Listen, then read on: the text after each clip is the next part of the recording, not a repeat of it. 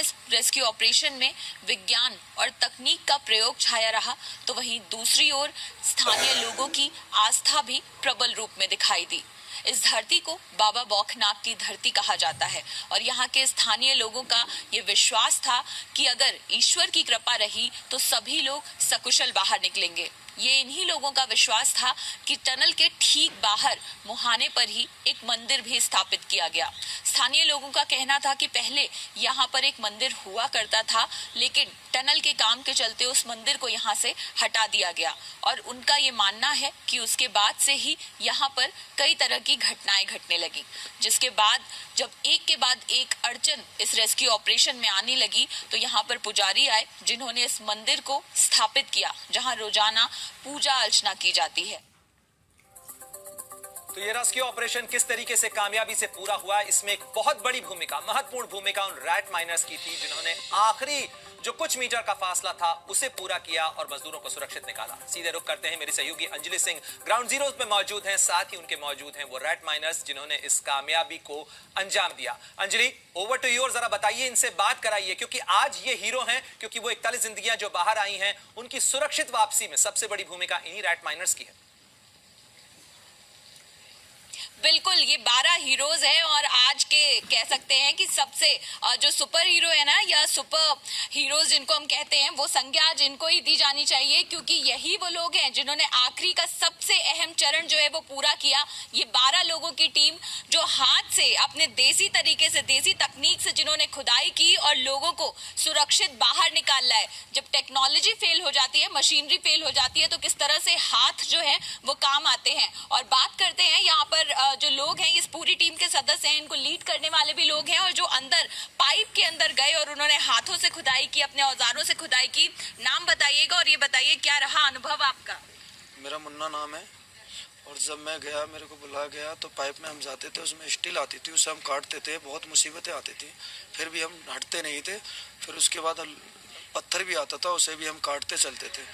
और जब उनके पास पहुँचे थे हम, तो उन्होंने हमें बहुत प्यार दिया, बहुत वो दिया था, और उन्होंने इतनी बड़ी बड़ी बात बोली थी, मैं कुछ कह नहीं सकता। बस जब अंदर आप कह रहे हैं, जब आखिरी वो मलबा का ढेर हटाया होगा तो पाइप के दूसरी तरफ लोग दिखाई दिए, क्या उस समय कैसा आपको लगा था और वो आपको देख के कैसा रिएक्ट? मुझे तो बहुत खुशी हुई थी। बस ये मुझे इतनी खुशी हुई थी, मैंने बस हमारा मकसद पूरा हो गया। अब बस इन्हें बाहर ले गए हैं।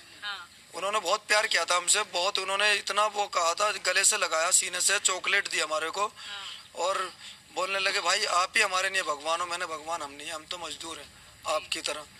मैंने भगवान तो बाहर हमारे वकील साहब खड़े हैं, वो हैं। हाँ भाई, जो हमें चला आपके साथ ये रैट माइनर्स मौजूद हैं, इन्होंने जिस तरीके से खुदाई की थी उसकी तस्वीरें जी न्यूज़ के दर्शकों ने देखी थी जब ये काम चल रहा था। आप जरा इनसे जानिए कि ये जरा बता सकें, डेमोन्स्ट्रेट कर सकें कि आखिर वो काम कैसे पूरा हो रहा था, किस तरीके से, कितनी छोटी सी जगह के अंदर वो बैठे हुए थे, कैसे वो खुदाई कर रहे थे, अगर ये डेमोन्स्ट्रेट कर सकें, बता सकें।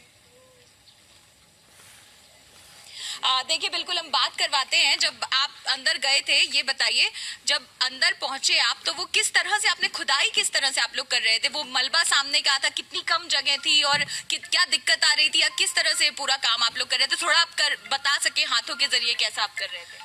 जी, 800 mm का हमारा पाइप था, उसमें हम चल के जाते थे घुटनों के बल, और हमारे पास औजार रहते थे, हिल्टी वगैरह और गुदाली वगैरह, और लोहे की गाड़ी थी वेरिंगों की, जिसके द्वारा हम मट्टी बाहर भेजते थे। जब हम एंड में पहुंचे तो हमने उसमें एंड में जाके सब्बल मारी, फिर वो बाहर निकाली। सब्बल मारने के बाद उन्होंने बाहर सब्बल देखी अपनी तरफ, तो वो भग के आए, फिर उन्होंने अपनी तरफ से मलबा हटाना शुरू करा, फिर हमने भी करा, तो जब हम दोनों भाई अंदर गए थे। अच्छा, तो आखिरी में मलबा जो है हटाकर फिर आप दोनों अंदर गए थे? जी। तो कैसे, आप किस तरह से, क्या औजार आपने यूज किए थे? सामना करते हुए ही हमने मुश्किलों से ही कटाई की है। पत्थर है, सरिया है, इसके लिए औजार रहते हैं हमारे पास, छोटे मोटे अपने जो होते हैं।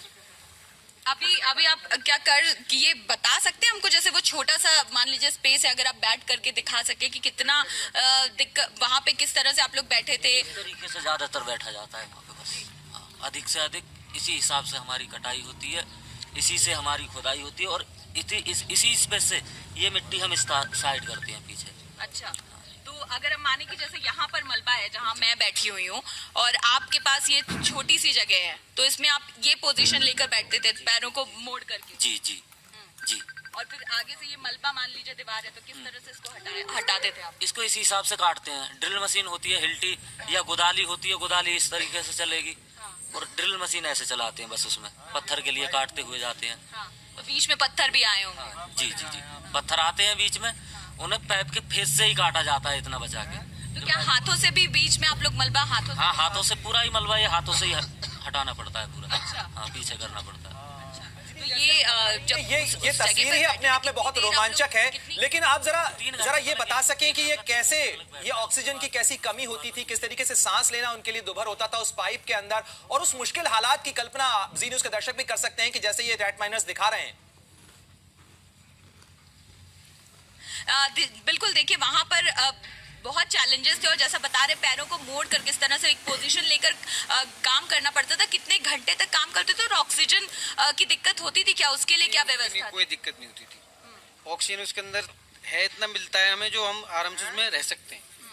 और दूसरी बात, उसमें स्पेस होता है बैठने लायक, हमारा बैठ जाते हैं, उसको खुदाई कर कर कर बाहर निकालते हैं। एक बंदा हमारा पीछे बैठा होता है, उसको भर के उस गाड़ी में मलबा भर देता है, जो हमारे बाहर के बंदे होते हैं वो गाड़ी में खींच लेते हैं। अच्छा। हाँ, इस तरीके से हम आगे बढ़ते रहते हैं। जो हमें जगह बनती है हमारी आगे, हम पाइप को पुश करवा देते हैं, फिर आगे बढ़ जाते हैं। इस तरीके से पुश करते हुए आगे पहुंच जाते हैं।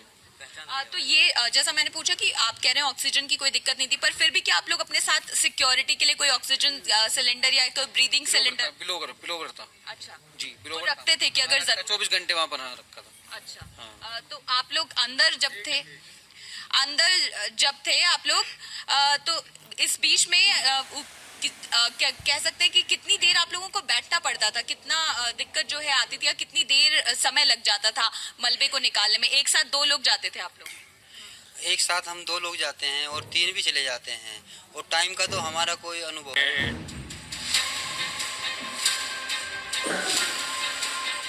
मेरे लिए तो बहुत ही खुशी की बात है, मैं शब्दों में वर्णन भी नहीं कर सकता हूँ।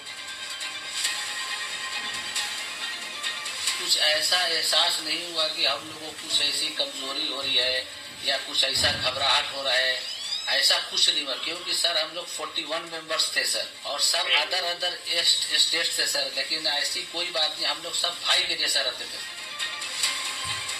16-17 दिन समय कम नहीं होता है।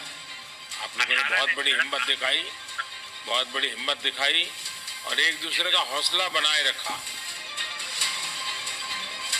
कुछ लोगों को छोड़ दिया जाए तो अधिकांश लोगों ने एक दिशा में काम किया, और हमारे प्रधानमंत्री जी का जो एक भारत श्रेष्ठ भारत का जो संकल्प है, पूरब से पश्चिम, उत्तर से दक्षिण, कश्मीर से लेकर कन्याकुमारी तक, वो यहाँ दिखाई दिया। बाबा बौकनाथ की कृपा से ही जो है ये पूरा रेस्क्यू अभियान हमारा पूरा हुआ है। आगे का काम भी पूरा होगा। बौकनाथ बाबा का वहाँ पर बड़ा एक भव्य मंदिर बनाया जाएगा।